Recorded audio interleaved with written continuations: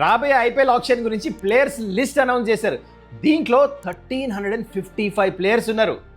మొత్తం లిస్ట్లో కొన్ని ఇంపార్టెంట్ పేర్లు మిస్సింగ్ ఉన్నాయి. వాళ్ళెవరు? అండ్ రాబోయే ఆప్షన్లో హైయెస్ట్ బిడ్ ఏ ప్లేయర్కి రాబోతుంది? ఈ ఆప్షన్లో ఒక ఇంపార్టెంట్ రూల్ చేంజ్ చేశారు ఫారెన్ ప్లేయర్స్ గురించి. అదేంటి? ఇన్ డెప్త్ మాట్లాడుకుందాం. అండ్ ఫైనలీ విరాట్ కోహ్లీ 15 సంవత్సరాల తర్వాత డొమెస్టిక్ వన్డే టోర్నమెంట్ ఆడబోతున్నాడు, విజయ్ హజారే ట్రోఫీ. దాని గురించి కూడా డిస్కస్ చేద్దాం.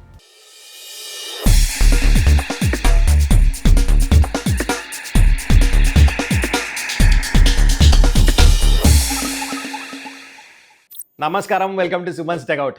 చాలా విషయాలు ఉన్నాయి వాళ్ళ మాట్లాడుకోవడానికి. ఫస్ట్ మనం ఆప్షన్ లిస్ట్ కవర్ చేసేద్దాం. దాని తర్వాత విరాట్ ఫస్ట్ క్లాస్ ఆడబోతున్నారు, దాని గురించి మాట్లాడదాం. కానీ బిఫోర్ ఐ గెట్ దేర్, మీరు ఇంకా ఈ ఛానల్ని సబ్స్క్రైబ్ చేసుకోకపోతే kindly do that. Totally 1355 players. Complete option details ఇక్కడ ఇచ్చాను చూడండి. మొత్తం కేటగిరీస్ సెగ్రిగేట్ చేసి, కావాలంటే స్క్రీన్ షాట్ కూడా తీసుకోండి. అయితే నౌ కమింగ్ టు మొత్తం ఈ ప్లేయర్స్లో కొన్ని బిగ్ నేమ్స్ మిస్సింగ్ ఉన్నాయి. Number 1 Glenn Maxwell. ఒక పోస్ట్ పెట్టేసాడు, థ్యాంక్ యూ చెప్తూ, ఐపీఎల్ చాలా మంచి నా జర్నీ ఉండిందని చెప్పేసి రిజిస్టర్ కూడా చేసుకోలే for his own reasons. PSL కూడా ఆడొచ్చని చెప్పేసి అంటున్నారు, మరి కన్ఫర్మ్ న్యూస్ కాదు ఇది. Okay, next Andre Russell retirement ఇచ్చేసాడు, మనకు తెలిసిన విషయమే. ఇంకో ఇద్దరు ప్లేయర్లు మోయిన్ అలీ ఇంకా ఫ్యాబ్ డూప్లిసిస్, వాళ్ళ పేర్లు కూడా ఈ లిస్ట్లో లేవు. So they are also most likely going to play PSL. ఈ పిఎస్ఎల్ నాకు ఎందుకు అనిపిస్తుంది రిటైర్డ్ ప్లేయర్స్ లీగ్ లాగా అయిపోయింది. Anyways, now coming to base price. ఇటు 2 crores ప్లేయర్స్ ఉన్నారు, అంటే హైయెస్ట్ బేస్ ప్రైస్. ఇక్కడ 45 ప్లేయర్స్ ఉన్నారు. ఈ 45 ప్లేయర్స్లో ఎంతమంది ఇండియా ప్లేయర్స్ ఉన్నారు తెలుసా? ఓన్లీ ఇద్దరే, రవి బిష్నాయ్ ఇంకా వెంకటేష్ అయ్యర్. అది సంగతి. మీతో వాళ్ళందరూ ఫారినర్స్ ఉన్నారు. చూడండి, ఇప్పుడు mini option is made for foreigners అనిపిస్తుంది నాకు ఎప్పుడు. ఓకే, ఇక్కడ అయిపోయింది. అయితే ఇప్పుడు మనము ప్రెడిక్ట్ చేద్దాం who might be the highest bid ఎవరికి రావచ్చు ఈ ఆప్షన్లో. నాకు పర్సనల్లీ అనిపిస్తుంది, ఇంకా చాలామందికి తెలిసిన ఓపెన్ సీక్రెట్ అయితే ఏంటంటే క్యామరన్ గ్రీన్కి రావచ్చు అని. ఎందుకంటే ఆల్రౌండర్స్కి ఎక్కువ ఉంటుంది ఆల్రెడీ హవా, మీకు తెలుసు. దాంతోపాటు ఆండ్రే రసెల్ కూడా రిటైర్మెంట్ తీసేసుకున్నాడు. సో డిమాండ్ ఎక్కువ ఉంది, సప్లై తక్కువ ఉంది ఏరియాలో. అందుకనే Cameron Green, you know that is a good allrounder. So తను చాలా హై బిడ్ పలుకుతాడు అనిపిస్తుంది. So he might be the biggest bid ఈ ఆప్షన్లో.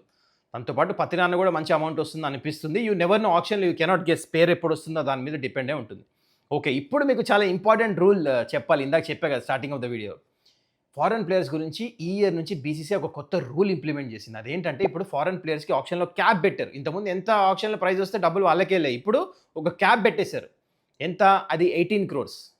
వై 18 crores అంటే ఇది చాలా కాంప్లికేటెడ్ రూల్, కానీ మీకు సింపుల్గా ఎక్స్ప్లెయిన్ చేస్తా.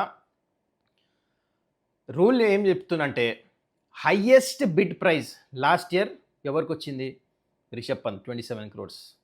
Are highest retained price. ఆ రిటైన్ ప్రైజ్ అంటే ప్లేయర్ని రిటైన్ చేసిన ప్లేయర్ ప్రైజ్ కాదు. బీసీసీఐ నామ్స్ ఫస్ట్ ప్లేయర్ కింద, సెకండ్ ప్లేయర్ కింద పెట్టింది. ఫస్ట్ ప్లేయర్కి 18 crores పెట్టింది అనమాట రిటైన్ చేస్తానికి. So which ever is lowest అది తీసుకుంటారన్నమాట ఈ bench mark. So lowest 18 crores ఉంది, అందుకని 18 crores తీసుకున్నారు. సింపుల్, అంతే ఈ రూల్లో. ఇంకా వేస్తున్న స్క్రీన్ మీద కావాలంటే మీరు ఇండెత్ చూడొచ్చు, మీకు అర్థమైపోతుంది. కొంచెం కాంప్లికేట్, చదివినప్పుడు అర్థం కాదు, కానీ it is 18 crore. For example ఇప్పుడు క్యామరన్ గ్రీనే 25 crores అమ్ముడుపోయాడు అనుకోండి ఏదైనా టీంకి హై బిడ్కి, అప్పుడు 18 crores క్యామరన్ గ్రీన్కి వస్తాయి. మిగతా 7 crores బీసీసీఐ దగ్గరికి వెళ్తాయి. ఇది అనమాట సింపుల్. ఓకే, అయితే ఇక్కడ ఇంకో విషయం ఏంటంటే, ఇందాక చెప్పా కదా 1355 ప్లేయర్స్ రిజిస్టర్ చేసుకున్నారని చెప్పేసి. ఇది మొత్తం ఫైనల్ లిస్ట్ కాదు, దీంట్లోంచి మళ్ళీ షార్ట్ లిస్ట్ అవుతుంది. ఎట్లా అవుతుందంటే, ఈ లిస్ట్ అంతా మళ్ళీ ఫ్రాంచైజ్ దగ్గరికి వెళ్తుంది, వాళ్ళు టిక్కులు పెడతారు ఎవరెవరు ఇంట్రెస్ట్ ఉన్నారని. సో టిక్కు పెట్టిన ప్లేయర్సే ఆప్షన్లో వస్తారనమాట, టైం వేస్ట్ కాకుండా. ఆల్మోస్ట్ సగం అయిపోతుంది లిస్ట్ మొత్తం అది. అండ్ నౌ కమింగ్ టు ఒక చిన్న ప్రెడిక్షన్ జస్ట్ అబౌట్ 5 players నాకు అనిపిస్తుంది దట్ ఏ టీంకి వెళ్ళొచ్చు, ప్రెడిక్ట్ చేద్దాం. నెంబర్ 1 నేను రాసుకున్నా ఇక్కడ. I will go with Cameron green to go for KKR. KKR ఎవరిని ముట్టుకుంటే వాళ్ళు తీసుకోవచ్చు, ఎందుకంటే పర్సులో అన్ని డబ్బులు నెలకు హైయెస్ట్ ఉన్నాయి, ఎవ్వరు క్లోజ్ కూడా లేరు. So Cameron green to KKR అంట. దాని తర్వాత రవి బిష్నాయ్ టు సిఎస్కే అంట. నేను సిఎస్కే దగ్గర ఒక సెకండ్ మోస్ట్ డబ్బులు ఉన్నాయి. The fight is between SRH ఇంకా సిఎస్కే మధ్యలో అవ్వచ్చు అనిపిస్తుంది. వాళ్ళ దగ్గర డబ్బులు ఎక్కువ ఉన్నాయి కాబట్టి సిఎస్కేకి వెళ్ళొచ్చు అనిపిస్తుంది. And Bracewell New Zealand allrounder, lower order batter కావాలి, అందుకని he might go to CSK.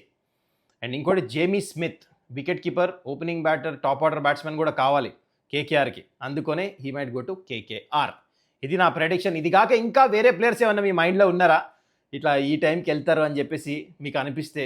Sure షాటే, ఏదో మామూలుగా గెస్ కాదు, షూర్ షాట్. వాళ్ళ పర్స్ చూసి, వాళ్ళ స్లాట్స్ చూసి, ఇవన్నీ ఏ టీంకి ఏ ప్లేయర్ వెళ్ళొచ్చో కింద గెస్ చేసి కమెంట్స్ పెట్టండి. I will look at each and every comment. ఇప్పుడు మనం విరాట్ కోహ్లీ చాలా రోజుల తర్వాత మళ్ళీ డొమెస్టిక్ క్రికెట్ విజయ్ హజారే ఆడబోతున్నాడు, దాని గురించి డిస్కస్ చేద్దాం. చాలా రోజుల నుంచి ఇది ఒక హాట్ టాపిక్ కింద మారిపోయింది. విరాట్ కోహ్లీ డొమెస్టిక్ క్రికెట్ ఆడాలా లేదా అని చెప్పేసి ఫైనలీ ఢిల్లీ క్రికెట్ అసోసియేషన్ నుంచి ఇన్ఫర్మేషన్ వచ్చింది that is going to participate in Vijay Hazare trophy అని. ఇంతకుముందు 2010లో ఆడాడు, hen he was the captain of Delhi. 15 సంవత్సరాల తర్వాత మళ్ళీ ఆడబోతున్నారు. ఈ మ్యాచ్లు ఎక్కడ జరుగుతున్నాయి? బెంగళూరులో 3 వెన్యూస్లో. ఒకటేమో ఏలూరులో జరుగుతుంది, ఇంకోటి చిన్నస్వామి స్టేడియంలో, ఇంకోటి సెంటర్ ఆఫ్ ఎక్సలెన్స్ గ్రౌండ్లో. ఈ 3 వెన్యూస్లో జరుగుతుంది. అయితే ఇప్పుడు already south Africa series 2 ODIs ఉన్నాయి. ఇది అవ్వంగానే మళ్ళీ Jan 11th first match start న్యూజిలాండ్తో, అంటే దాదాపు 1 month గ్యాప్ ఉంది. సో ఇక్కడ 7 మ్యాచ్లు ఆడబోతున్నారు. ఆ క్లారిటీ గురించి మీకు ఇది కూడా వేసాను చూడండి చార్ట్. ఏ మ్యాచ్ ఎక్కడ, ఏ డేటు, ఏ గ్రౌండ్లో ఆడబోతున్నారు.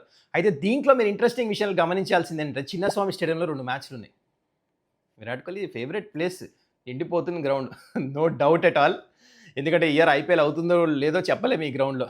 మొత్తానికి again Virat back to Chinnaswamy.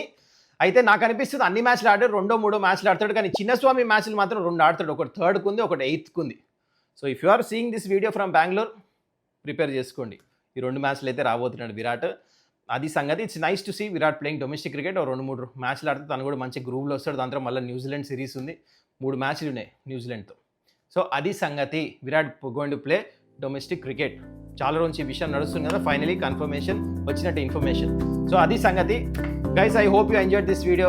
మళ్ళీ మనం నెక్స్ట్ వీడియోలో కలుద్దాం. ఇంకా మీరు ఈ ఛానల్ సబ్స్క్రైబ్ చేసుకోకపోతే కైండ్లీ డూ దట్. బాయ్.